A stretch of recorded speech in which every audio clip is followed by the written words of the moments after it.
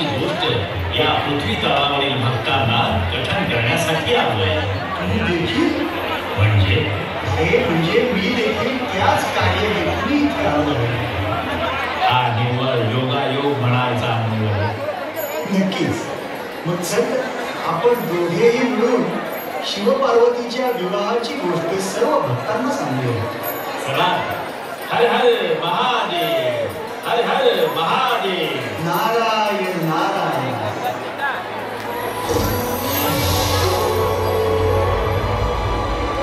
ब्रह्मांड ही जीवसृष्टी जेव्हा अस्तित्वात नव्हती तेव्हा होतं फक्त ब्रह्मांड.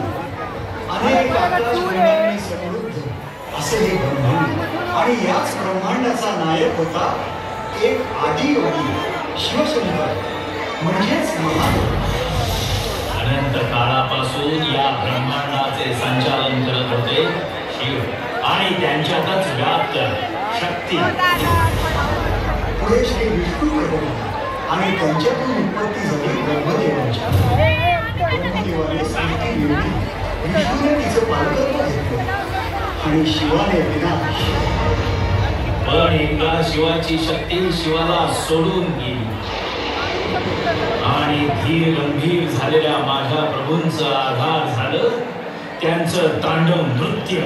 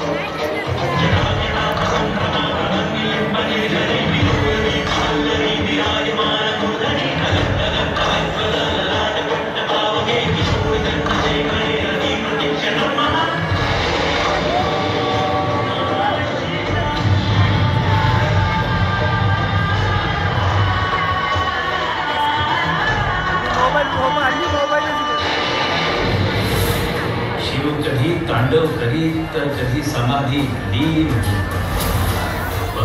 पण त्यामुळे सृष्टीचे संचालन दोलायमान चिंतित झालेला ब्रह्मा आणि विष्णूने आदिशक्तीची आराधना केली. आदिशक्तीने त्यांचं म्हणणं मान्य केलं आणि प्रजापती दक्षाच्या इच्छेनुसार त्याच्या पोटी अवतार घेतला सतीचा. सती मातेच्या आयुष्याचा एकच ध्यान महादेवांशी लग्न. परंतु तिचा पिता दक्ष महादेवांना न मानला. नारायण नारायण. पण सतीने हट्टाने शिवाशी विवाह केला. कैलासावर त्यांचा संसार देखील सुरू झाला. पण महादेवांना ठाऊक होतं हा संसार न टिकणारा आहे. प्रजापती दक्षाने पदोपदी शिवाचा अपमान केला. सतीमध्ये आदिशक्ती जागृत झाली आणि तिने होमकुंडात स्वतःची आहुती दिली. क्रुद्ध झालेल्या शिवाने दक्षाला कठोर शासन केलं. परंतु शांत झाल्यावर त्याला पुन्हा जीवनदानही दिलं. शिव पुन्हा समाधीस्थ झाले आणि आदिशक्तीने पुन्हा जन्म घेतला. रुद्राज हिमावत आणि राणी मैनावतीच्या पोटी पार्वतीच्या रूपात महादेवांना पुन्हा प्राप्त करण्यासाठी. पार्वती, पार्वती कुठे आहेस तू? हे पहा, आपण याला सगळीकडे शोधत आहोत आणि ही इथे पूजेत मग्न आहे. पार्वती, पार्वती चल का? अगं विंध्याचलच्या राजकुमाराबरोबर तुझा विवाह ठरवला जाणार आहे. मी केव्हाच महादेवांना मनाने वरले आहे. पण पार्वती, पाहिलं देखील नाही, ते तुला ओळखत नाही, मग तू त्यांना कशी प्राप्त करणार? मी केवळ महादेवांवर प्रेम केला आहे. मी त्यांच्याशीच विवाह करेन, हा माझा दृढ निश्चय आहे. मी हेही जाणते की त्यांना प्राप्त करणे सोपे नाही. मी कठोर तप करेन, त्यांना मिळवण्यासाठी कठोर परिश्रम करेन. ते माझ्याकडे येत नाहीत म्हणून काय झालं?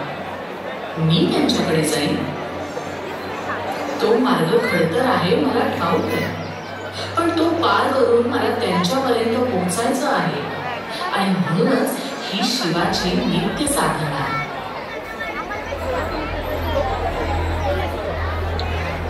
पार्वतीची आई मैनावती पार्वतीला महादेवापासून दूर ठेवण्याचा आटोकाट प्रयत्न करीत होती. पार्वती शिवाला पाहण्यासाठी, भेटण्यासाठी आतुर होती, व्याकुळ होती. ऋषी दधीची यांनी दिलेल्या बेलाच्या दिव्य पानामुळे पार्वती मातेचा महादेवांना भेटण्याचा मार्ग सुकर झाला आणि ती पोहोचली जिथे शिव समाधी लीन होते. एकेका पावलावर पार्वतीला तिचा पुनर्जन्म आठवत होता.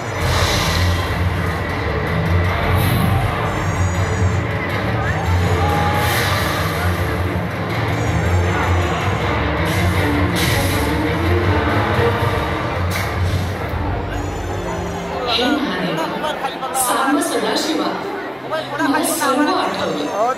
तुम्ही माझ्यावर निस्सीम आणि निर्मळ प्रेम केलं.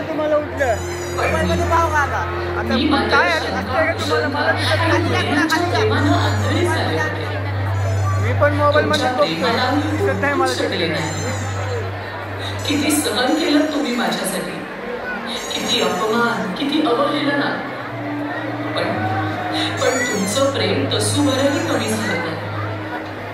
तुमच्या प्रेमाला पात्र होण्यासाठी आणि माझ्यावरचा कलंक पुसण्यासाठी मी स्वतःला अग्नीत दहन केलं आणि पुन्हा या पार्वती रूपात जन्म घेतला, केवळ तुमचं प्रेम पुन्हा प्राप्त करण्यासाठी. डोळे उघडा ना महादेव, तुमची पार्वती तुमच्या समोर आहे.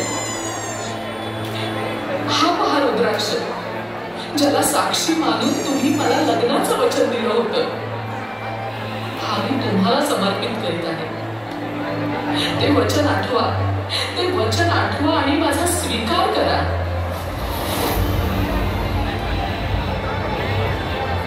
पार्वती माता रोज येऊन महादेवाची पूजा करत होती. पण महादेव समाधीमधून काही बाहेर येत नव्हते. नारायण नारायण. मग पार्वतीच्या साह्याला आला कामदेव. त्याने आपल्या मदन बाणाने शिवाची समाधी अवस्था भंग केली. पण शिवाने क्रुद्ध होऊन आपल्या तिसऱ्या नेत्राने कामदेवास भस्म केले.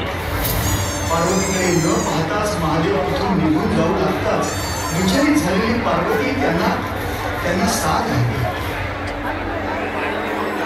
स्वामी, तुमची पार्वती तुमच्या समोर असतानाही तुम्ही माझ्याकडे न पाहताच असे कसे जाऊ शकता? मी वैरागी आहे. तू सती रूपातून पार्वती रूपात आलीस, परंतु विकारयुक्त या शरीरास शुद्ध करण्यासाठी तुला घोर तपश्चर्या करावी लागेल. पण हा मार्ग सोपा नाही, अत्यंत कठीण आहे. या मार्गात पावलोपावली तुला अडचणी येतील आणि त्या मीच तुझ्या वाटेत केली. मी कोणत्याही आव्हानाला सामोरी जाईन, पण तुम्हाला पती रूपात प्राप्त करेनच. पाहू, मी तुला केव्हाच ओळखलं पाहिजे. ही कठोर साधना केवळ तुझी नाही, माझी पण आहे. कारण तुला पत्नी रूपात स्वीकारण्यासाठी मीही तुझ्या एकाच प्रयत्न आहे. पण तुला या मनुष्य देहातून आदिशक्ती रूपात साधनेद्वारे येणं गरजेचं आहे आणि तोपर्यंत मला प्रतीक्षा करावी लागेल.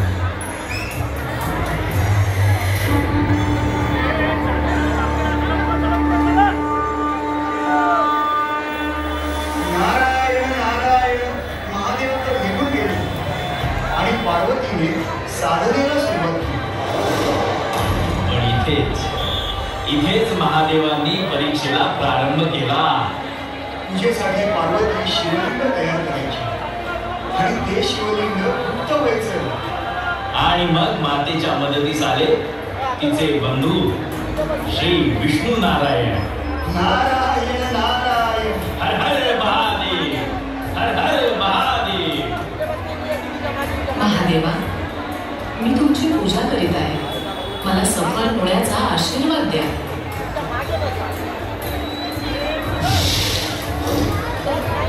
ए शिवलिंग, मुक्त कसं झालं?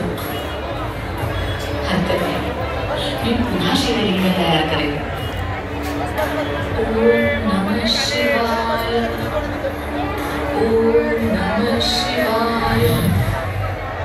महादेवा, मला माहित आहे हे तुम्हीच करीत आहात, पण हे 16 सोमवाराचं व्रत मी अवश्य पूर्ण करेन.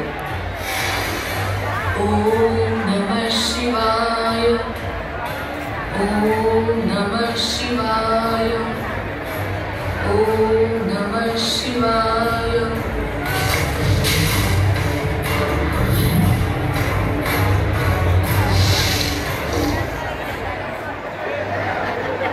ताई, थोडे पाणी मिळेल का?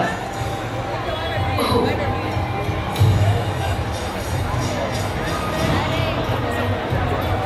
तू शिवलिंग तयार करीत आहेस ना पूजेसाठी? हो, पण ते पूर्ण होत नाही. एक सांगू, मला एक वरदान आहे की मी तयार केलेलं शिवलिंग भंग होत नाही, ते पूर्णच होतं. पण ही साधना माझी आहे, त्यात तुमची मदत मी कशी घेऊ? शिवलिंग तूच तयार करायचे आहे. मी केवळ त्यास हात लावेल म्हणजे ते पूर्ण होईल. ठीक आहे.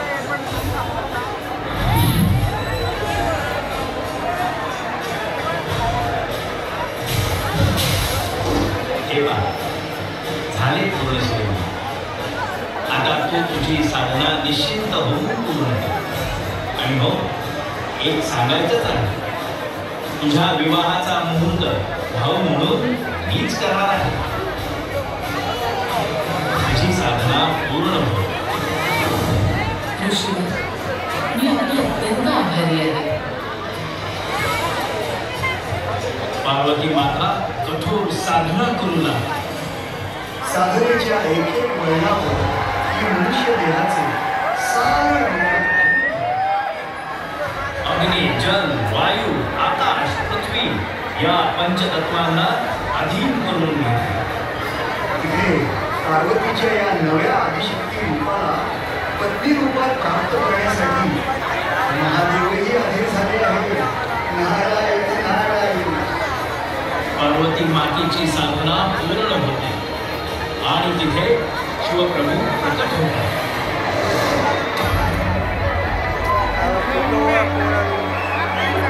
स्वामी, मला प्राप्त करण्यासाठी एवढी कठोर साधना केली. तुम्ही ठाऊके, तुझ्या साधनेचा एक एक टप्पा तुझ्यासोबत नेहमी पार केला. मला ठाऊक आहे महादेवा, माझ्यासोबत तुम्ही सुद्धा परीक्षा दिली आहे. मी या क्षणी तुझा पत्नी म्हणून स्वीकार करतो. ते सर्व ठीक आहे, पण जोपर्यंत माझ्या आई आणि वडिलांची सहमती येत नाही तोपर्यंत आपला विवाह होऊ शकत नाही. मग काय, मुलाकडून विवाहाचा प्रस्ताव माझ्या घरी यायलाच हवा. असंही असतं. असंच असतं. ही रीत आहे आणि ती पाळावी लागेल. ठीक आहे, मी सप्तर्षींना पाठवतो तुझ्या अनुबंधाने.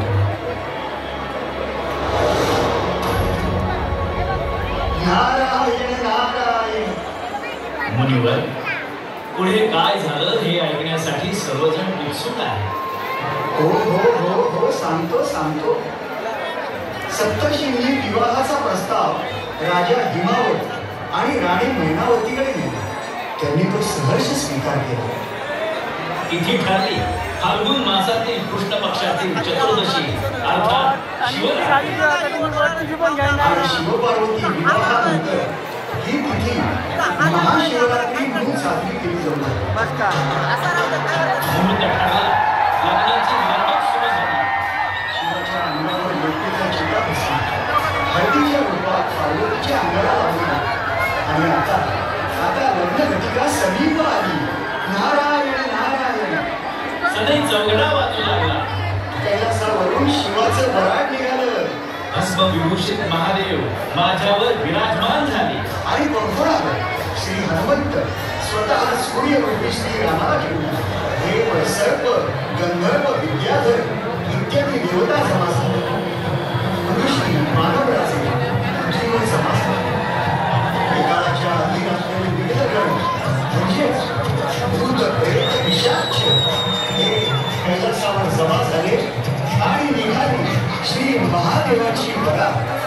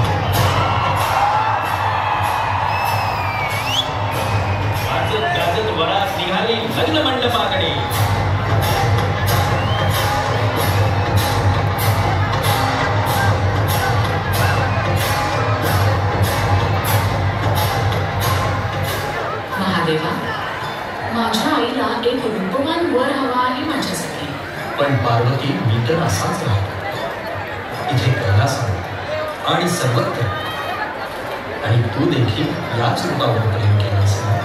मी तर तुमच्या प्रत्येक रूपावर प्रेम केलं, पण या प्रसंगी तुम्ही माझ्यासाठी आपला विवाह होईपर्यंत एका रूपवान वराचा वेश परिधान नाही करणार का? अवश्य पार्वती, जशी तुझी इच्छा.